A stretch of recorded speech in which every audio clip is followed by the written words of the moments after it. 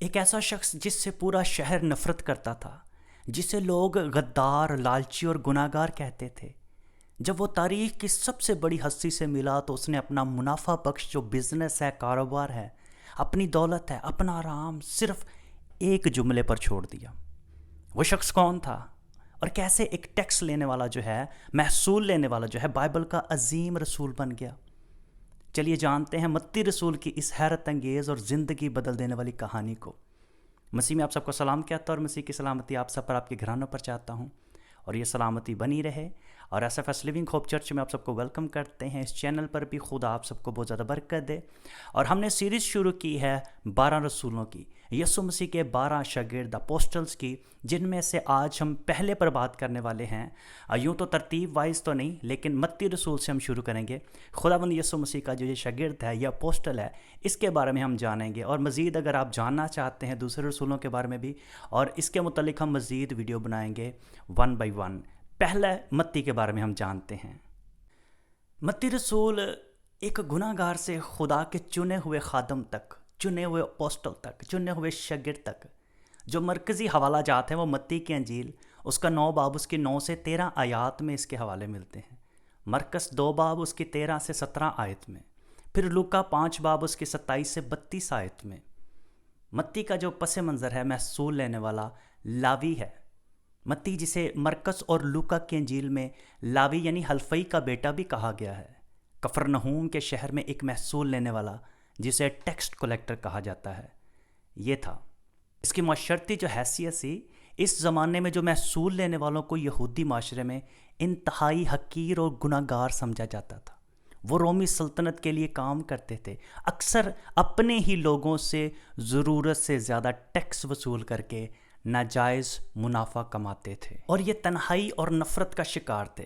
معاشرے کے مذہبی رہنما یعنی فریسی اور عام لوگ، عام یہودی جو تھے، ان سے بائیکاٹ کرتے تھے، ان کے ساتھ کھانا تک نہیں کھاتے تھے، نہ سلام لیتے تھے، کچھ بھی نہیں، بلکہ ان کو معاشرے کا ناسور سمجھتے تھے، گناہ گار ترین انسان سمجھتے تھے، کیونکہ یہ روم کے ساتھ مل کر اپنے ہی لوگوں سے ٹیکس وصول کرتے تھے۔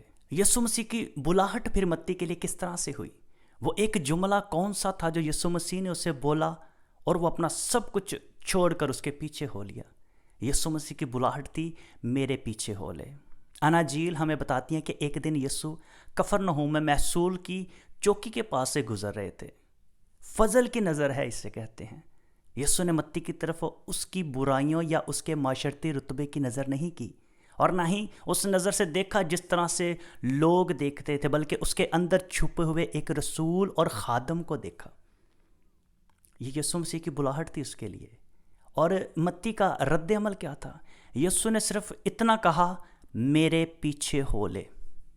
متی کی زندگی کا یہ سب سے بڑا موڑ تھا۔ اس نے بحث نہیں کی، کوئی عذر پیش نہیں کیا، بلکہ بائبل بتاتی ہے کہ وہ سب کچھ چھوڑ کر اٹھا اور یسوع کے پیچھے ہو لیا۔ متی نے اپنی پر آسائش یعنی کہ سکون دہ، آرام دہ زندگی، لیکن وہ گناہوں سے بھری زندگی کو ایک لمحے میں مسیح کی خاطر ترک کر دیا۔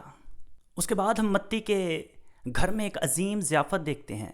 جتنا بائبل مقدس جو ہے متی کے بارے میں بتاتی ہے کہ مسیح کو قبول کرنے کے بعد متی کی زندگی میں جو خوشی آئی، وہ اسے اکیلے نہیں رکھنا چاہتا تھا۔ لوکا کی انجیل بتاتی ہے کہ متی نے اپنے گھر میں یسوع کے لیے ایک بڑی ضیافت کی۔ اس ضیافت میں اس نے اپنے جیسے جو محصول لینے والے تھے، ٹیکس لینے والے تھے، اور معاشرے کے جو دیگر گناہ گار تھے، ان کو بلایا تاکہ وہ بھی یسوع سے مل سکیں اور محبت اور فضل کو محسوس کر سکیں جو متی نے محسوس کیا تھا۔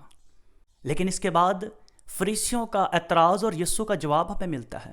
جب مذہبی رہنماؤں، فریسیوں اور فقیوں نے یسوع کو گناہ گاروں کے ساتھ کھاتے پیتے دیکھا تو انہوں نے شاگردوں سے طنزاً پوچھا، طنزاً جس طرح سے پوچھا جاتا ہے، تمہارا استاد محصول لینے والوں اور گناہ گاروں کے ساتھ کیوں کھاتا پیتا ہے؟ اس پر یسوع نے وہ تاریخی جواب دیا جو آج بھی خوشخبری کا نچوڑ ہے۔ یسوع مسیح نے کہا، لوکا کی انجیل 5 باب اس کی 31 اور 32 آیت میں، تندرستوں کو طبیب کی ضرورت نہیں بلکہ بیماروں کو ہے، میں راست بازوں کو نہیں بلکہ گناہ گاروں کو توبہ کے لیے بلانے آیا ہوں۔ ہماری آج کی زندگی کے لیے سبق کیا ہے؟ اس پیغام سے ہم بہت سی اہم باتیں سیکھتے ہیں، اور کچھ اہم باتیں یہ ہیں کہ خدا کا جو فضل ہے سب کے لیے ہے۔ متی کی کہانی یہ ثابت کرتی ہے کہ کوئی انسان اتنا برا یا گرا ہوا نہیں کہ خدا کا فضل اس تک پہنچ ہی نہ سکے۔ یسوع ہماری خامیوں کو نہیں بلکہ ہماری تبدیلی کی جو صلاحیت ہے ان کو دیکھتے ہیں۔ سب کچھ چھوڑ کر پھر پیروی بھی کرنا ہے۔ کیا ہم متی کی طرح اپنے ان گناہوں، عادتوں اور پر آسائشوں جو چیزیں ہیں، جو سکون ہیں، ان کو چھوڑنے کے لیے تیار ہیں جو ہمیں مسیح کی پیروی سے روکتی ہیں؟ دوسروں کو مسیح تک پھر لانا۔ جب متی کی زندگی بدلی تو اس نے اپنے پرانے دوستوں کو بھی مسیح سے ملوایا۔ ہمیں بھی اپنی نجات کی گواہی دوسروں تک پہنچانی چاہیے۔ متی کی انجیل جو ہے، جو اس کی تصنیف کی گئی ہے، جس شخص نے کبھی رومی سلطنت کا حساب کتاب رکھنے کے لیے قلم پکڑا تھا، خدا نے اسے ایسا بدلا کہ اس نے اسی قلم سے انجیل متی لکھی، یعنی متی کی انجیل لکھی، تاکہ دنیا کو مسیح کی بادشاہی کا حساب سمجھا سکے۔ اور خلاصہ یہ ہے کہ متی رسول کی زندگی ہمیں سکھاتی ہے کہ مسیح کا پیار ہماری حیثیت، ہمارے ماضی اور ہماری غلطیوں سے بہت بڑا ہے۔ اگر ہم اس کی آواز سن کر توبہ کریں اور اس کے پیچھے چلنے کا فیصلہ کریں تو وہ ہماری زندگی کی کہانی کو مکمل طور پر بدل سکتا ہے۔ کچھ مسیحی روایات ہیں جو متی کے بارے میں، اور تاریخ کے مطابق بائبل میں کچھ درج واقعات کے بعد متی رسول کی جو زندگی ہے ان کا اختتام کچھ اس طرح سے بیان کیا گیا کہ ان کی جو یہودیہ میں منادی ہے یہ اس کا ابتدائی سال ہے، یسوع مسیح کے آسمان پر جانے، یعنی کہ صعود آسمانی، جس کو ہم عید صعود کہتے ہیں۔ اور پینتیکوس کے دن اس کے بعد متی نے اپنے ساتھی رسولوں کے ساتھ مل کر یروشلم اور یہودیہ کے آس پاس کے علاقوں میں خوشخبری سنائی۔ روایت کے مطابق انہوں نے تقریباً 15 سال تک اپنے ہی لوگوں یہودیوں میں منادی کا کام کیا۔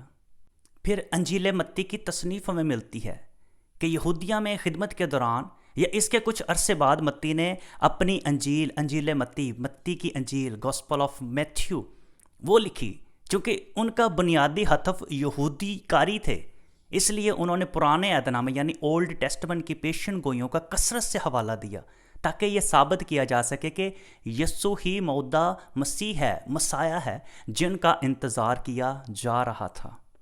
یہودیہ میں خدمت کے بعد متی رسول نے دیگر علاقوں کا رخ کیا۔ مختلف تاریخی اور مسیحی روایات کے مطابق انہوں نے کچھ میں آپ کے سامنے رکھنے والا ہوں علاقے جن میں اس نے خوشخبری کا پیغام پھیلایا تھا۔ ایتھوپیا، زیادہ تر روایات بتاتی ہیں کہ وہ منادی کے لیے ایتھوپیا گئے، اور کچھ مورخین جو لکھنے والے ہیں ان کے نزدیک یہ افریقہ کا ایتھوپیا نہیں بلکہ غالباً یہ بحیرہ قزوین کا جنوب کا کوئی علاقہ یا پارتھیا تھا۔ وہاں انہوں نے کلیسیا قائم کی۔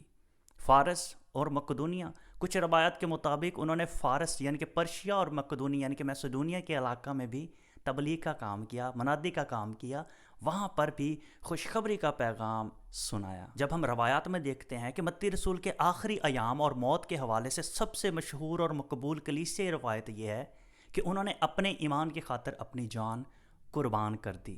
متی رسول کی شہادت کا جو مشہور واقعہ ہے، متی نے ایتھوپیا کے شہر ندابہ میں لگ بھگ 60 عیسوی میں شہادت پائی۔ روایات یہ ہے کہ انہوں نے وہاں کے بادشاہ کی غیر اخلاقی مرضی کی مخالفت کی اور سچائی کی منادی جاری رکھی، جس پر انہیں بادشاہ کے حکم پر تلوار یا بھالے سے کہا جاتا ہے وار کر کے شہید کر دیا گیا۔ ایک محصول لینے والے کے طور پر شروع ہونے والی زندگی جسے یسوع نے اپنے فضل سے چنا، ایک عظیم رسول بنا، انجیل کے مصنف اور سچائی کے گواہ کے طور پر اپنے انجام کو پہنچتا ہے۔ انہوں نے اپنا سب کچھ چھوڑ کر جس رستے کا انتخاب کیا تھا آخری سانس تک اسی پر قائم رہے۔ اسی طرح متی رسول کی انجیل کی کچھ منفرد خصوصیات ہیں۔ چونکہ متی ایک ٹیکس کلیکٹر تھا، محصول لینے والا تھا، اس لیے ان کی کچھ جو پیشہ ورانہ مہارتیں ہیں، ٹیلنٹس ہیں، وہ انجیل کی منادی میں واضح نظر آتی ہیں۔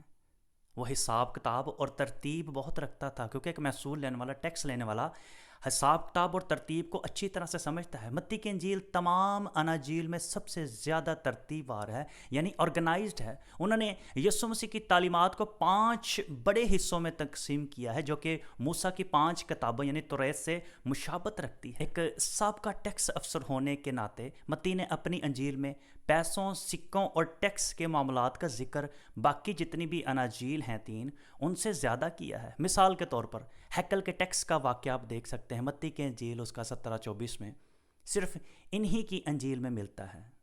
और फिर बादशाह और बादशाही का जिक्र मत्ती ने यस्सु को दाऊद के बेटे और बादशाहों के बादशाह के तौर पर पेश किया। उन्होंने अपनी अंजील में आसमान की बादशाही की इस्तिलाह का कसरत से इस्तेमाल किया। अब्रानी ज़ुबान में तहरीर हुई। कदीम कलीसियाई जो मौरख हैं पपायास और एरिनियस लिखते हैं कि मत्ती ने इब्तदा में अपनी खुशखबरी जो है अब्रानी या अरामी ज़ुबान में लिखी ताकि यहूदी उसे आसानी से समझ सकें, जिसके बाद में यूनानी में तर्जमा किया गया था। सादा जो तर्ज ज़िंदगी है अस्कंद्रिया के क्लीमेंट की तहरीरों के मुताबिक मसीह की पैरवी इख्तियार करने के बाद मत्ती ने इंतहाई सादा और ज़ाहदाना ज़िंदगी गुजारी, एक सिंपल लाइफ। वो गोश्त नहीं खाते थे बल्कि सिर्फ जड़ी बूटियों और फलों और सब्जियों पर गुजारा करते थे, क्योंकि उन्होंने ये ज़िंदगी ऑलरेडी गुजार दी थी, इसलिए उन्होंने अपनी ज़िंदगी को मज़ीद सिंपल कर दिया था। कुछ आर्ट और अलामात हैं जो मत्ती रसूल में हैं। मसीही आर्ट और तारीख़ में चारों अंजील में और अंजील नवीसों ने जिन्होंने अंजीलों को लिखा है मखसूस अलामात जिनको सिंबल कहा जाता है वो इस्तेमाल की जाती हैं। यानी इंसान या फरिश्ता, मत्ती रसूल की अलामत एक परों वाला इंसान या फरिश्ता है। इसकी वजह यह है कि मत्ती की अंजील यीशु मसीह के जो इंसानी शजरा नसब जो है, जेनियोलॉजी जो है, उससे शुरू होती है, जो मसीह के इंसान बनने और उनकी इंसानी फितरत पर जोर देती है। और उसने अपनी कलम का दुरुस्त इस्तेमाल किया। मत्ती रसूल की ज़िंदगी का सबसे खूबसूरत पहलू ये है कि उन्होंने अपने माजी की जो महारतें हैं उनको ज़ाया नहीं किया, बल्कि उन्हें खुदा के जलाल के लिए वक्फ कर दिया। रोमी हुकूमत के लिए हिसाब किताब लिखने वाला कलम जो है तौबा के बाद खुदा के पाक रूह की हिदायत से दुनिया की सबसे खूबसूरत किताब अंजील मत्ती यानी कि मत्ती की अंजील गॉस्पल ऑफ मैथ्यू लिखने के काम आया। ये हमें सिखाता है कि जब हम मसीह के पास आते हैं तो वो हमारे टैलेंट, हमारी महारतों को पाक करके अपनी बादशाही की जो वसअत है उसके लिए इस्तेमाल करता है। आमीन। आज हमने मत्ती रसूल के बारे में जाना है कि मत्ती रसूल किस तरह से चुना गया, किस तरह से उसने काम किया, किस तरह से उसने अपनी ज़िंदगी के आखिरी अयाम बल्कि शहीद होने तक अपनी ज़िंदगी को वक्फ कर दिया था यीशु मसीह के लिए, उस बादशाही के लिए। आमीन। खुदावंद आज के कलाम के वसीला से आपको बहुत ज़्यादा बरकत दे। इसी तरह से जिस तरह से आज हमने मत्ती रसूल के बारे में सीखा है और 11 शागिर्द और हैं उनके बारे में भी सीखेंगे, तो आप इस चैनल को फॉलो कर लीजिए, सब्सक्राइब कर लीजिए, ताकि नेक्स्ट वीडियो जब हम अपलोड करेंगे तो आप तक नोटिफिकेशन पहुंच जाएगा, ताकि आप आसानी के साथ उन वीडियोस को देख पाएँ। सो अगर आपने बरकत पाई हो इस वीडियो के ज़रिए से, इस कलाम से, मत्ती की ज़िंदगी से, खुदा के कलाम से, तो आप इस वीडियो को शेयर कर सकते हैं, लाइक कर सकते हैं। और काइंडली आपसे रिक्वेस्ट करेंगे कि आप कमेंट्स लिखकर अपने इजहार ख़यालात ज़रूर करें और हमें बरकत की दुआ दें, क्योंकि हमें आपकी दुआओं की बहुत ज़रूरत है और हम भी आपके लिए दुआ गो हैं कि खुदावंद आपको भी आपकी जो महारतें हैं, आपके जो टैलेंट्स हैं, मत्ती की तरह इस्तेमाल करे। खुदा आप सबके साथ हो। Thank you so much for watching. God bless you.